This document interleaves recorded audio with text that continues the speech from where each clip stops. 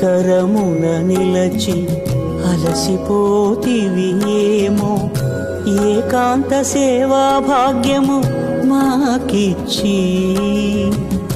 పసిడి ఉయ్యాలలో ఈ పట్టు పరుపుపై కాసేపు కాసేపు కాసేపు పవళ్యాచలా భోగ శ్రీనివాసుడవై, జో అచ్యుతానంద జో జో ముకుంద, జో అచ్యుతానంద జో జో